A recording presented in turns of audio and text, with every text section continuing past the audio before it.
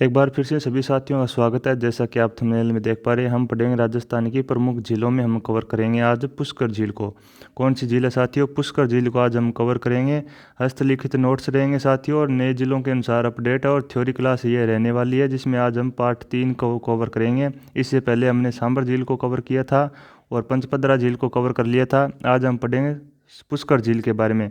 जो सीईटी की एग्ज़ाम होने वाली है, पशु परिचर की एग्ज़ाम है, उनमें इंपॉर्टेंट क्लास रहेगी साथियों। तो एक बार सभी साथी वो क्लास से जुड़ जाएंगे और क्लास को लाइक करेंगे और शेयर करेंगे, और अपना यूट्यूब चैनल है स्मार्ट क्लासेज अकेडमी को, इसको सब्सक्राइब कर लेंगे। तो देखिए साथियों, पुष्कर झील के बारे में सबसे पहले मैं आपको बता देता हूँ। राजस्थान में जो मीठे पानी की झीलें हैं, उनको मीठे पानी की झीलें उनको दो भागों में विभाजित किया। एक तो प्राकृतिक मीठे पानी की झीलें और एक है कृत्रिम मीठे पानी की झीलें। तो देखिए साथियों, प्राकृतिक, जैसा कि आप देख पा रहे हैं, प्राकृतिक और कृत्रिम मीठे पानी की झीलों में इनको दो भागों में विभाजित किया है। सबसे पहले देखिए प्राकृतिक झील के बारे में। तो मानवीय हस्तक्षेप के बिना किसी प्राकृतिक घटना जैसे ज्वालामुखी क्रिया, विवर्तनिकी और नदी, विसर्प, पवन या हिमानी से निर्मित झील प्राकृतिक झील कहलाती है। कौन सी झील कहलाती है साथियों? प्राकृतिक झील, जिसमें आप देख पा रहे हैं, यानी कि जो मानवीय हस्तक्षेप के बिना, यानी कि मानवीय क्रिया के बिना प्राकृतिक घटना से, जैसे ज्वालामुखी क्रिया हो गई, नदी विसर्प हो गई, पवन या हिमानी हो गई, इनसे निर्मित झील कौन सी कहलाती है साथियों? प्राकृतिक झील कहलाती है। आप साथ साथ नोट कर लेंगे प्राकृतिक झील किसे कहते हैं। अब देखेंगे कृत्रिम झील के बारे में। कृत्रिम झील है वो किसे कहते हैं? तो कृत्रिम झील के बारे में देखिए साथियों। कृत्रिम झील मानव द्वारा जल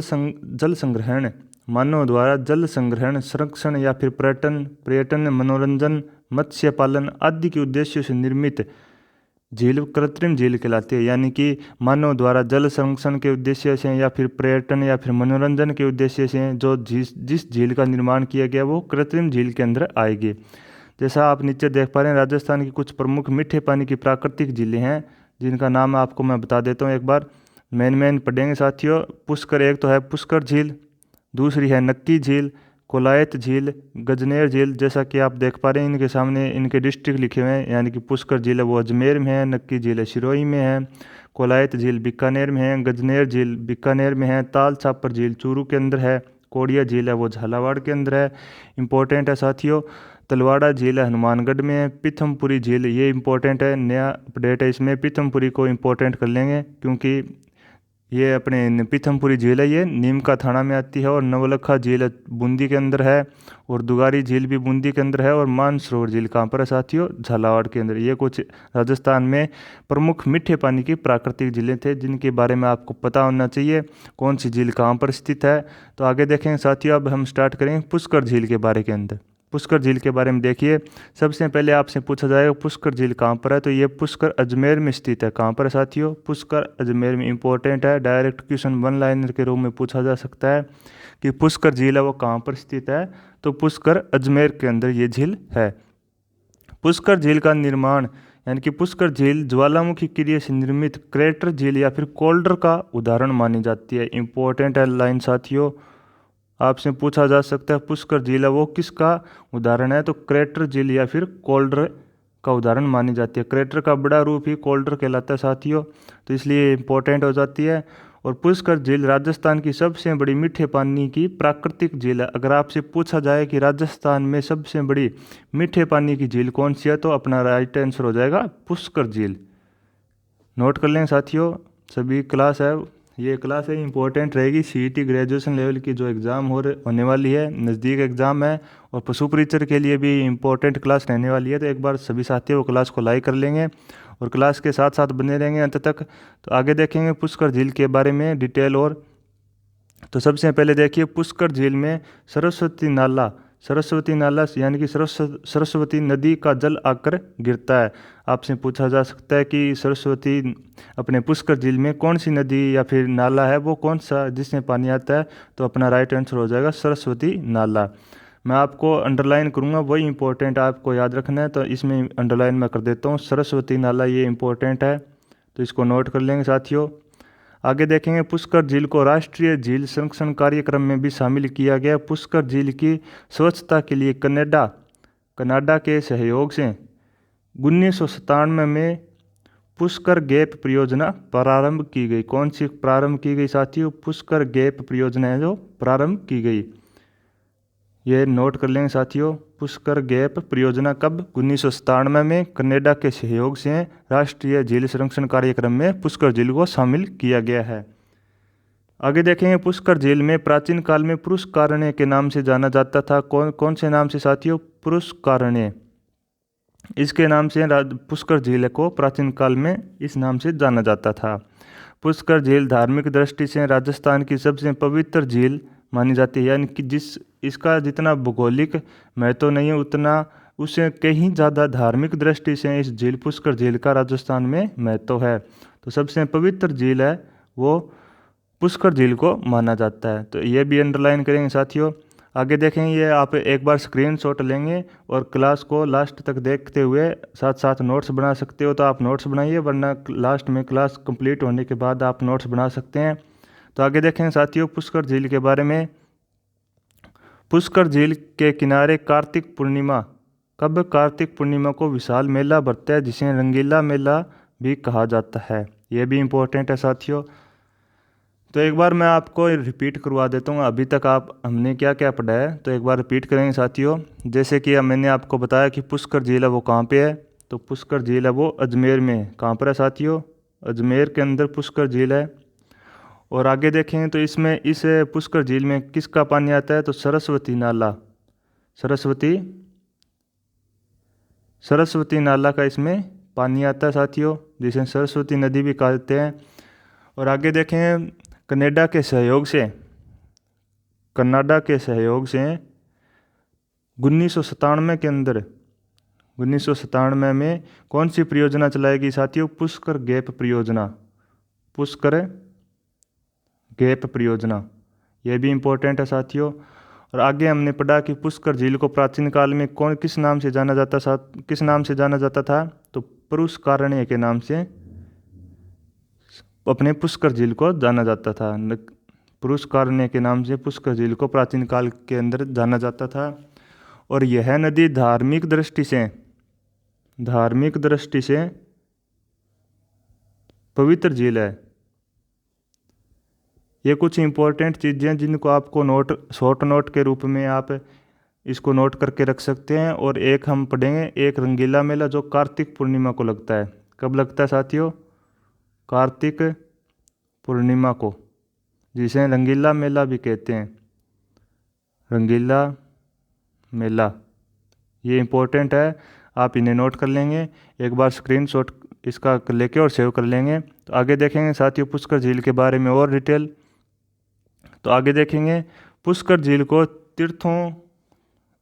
पुष्कर झील को तीर्थराज या फिर कोंकण तीर्थ या फिर तीर्थों का मामा या फिर हिंदुओं का 5वां तीर्थ कहा जाता है। इंपॉर्टेंट लाइन साथियों, एक बार मैं दोबारा से आपको रिपीट करवा देता हूँ। पुष्कर झील को तीर्थराज, कोंकण तीर्थ और तीर्थों का मामा और हिंदुओं का 5वां तीर्थ कहा जाता है।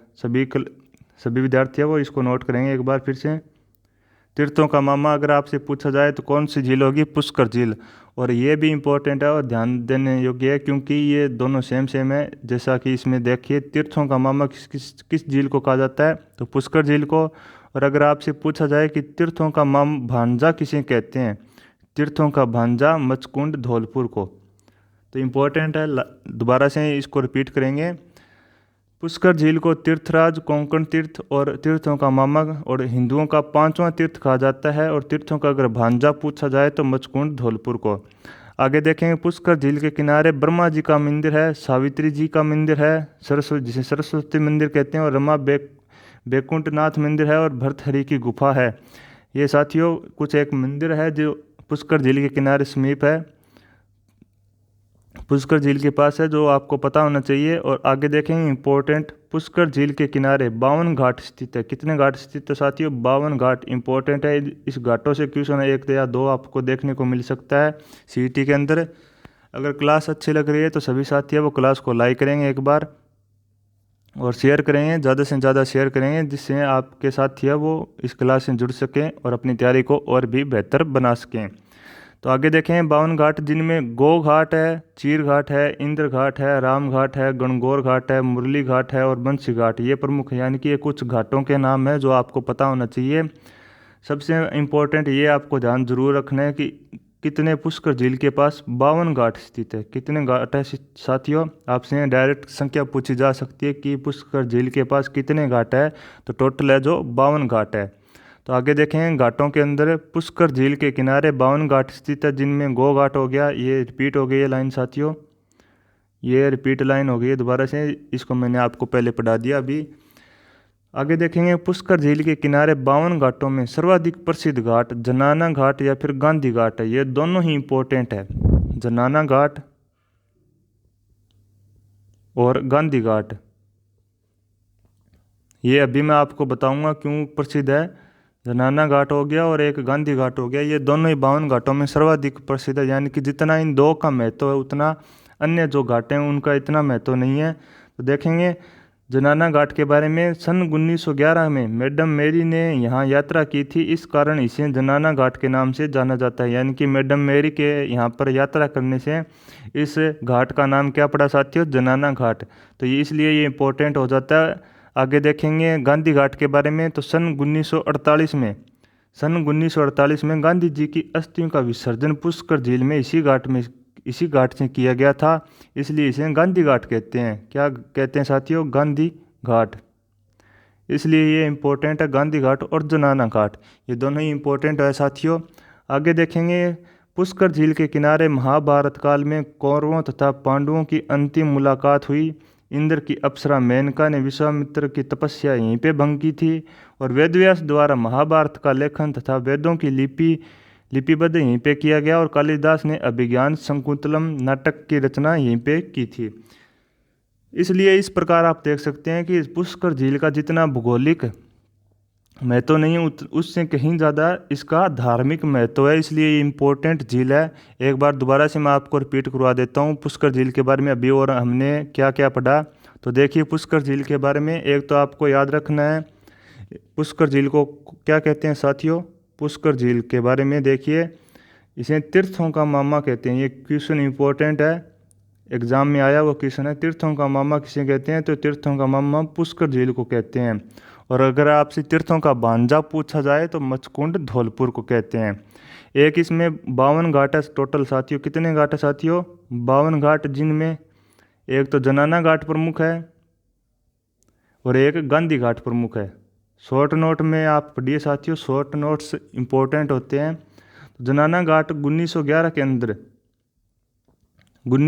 के अंदर मैडम मेरी यहाँ पर विजिट करने से इस घाट का क्या नाम पड़ा, जनाना घाट। और गांधी जी की अस्थियों का विसर्जन इस घाट पे हुआ, तो इस कारण इसे गांधी घाट कहते हैं। क्या कहते हैं साथियों, गांधी घाट। और यहीं पे कालिदास ने, पुष्कर झील के पास ही कालिदास ने अभिज्ञान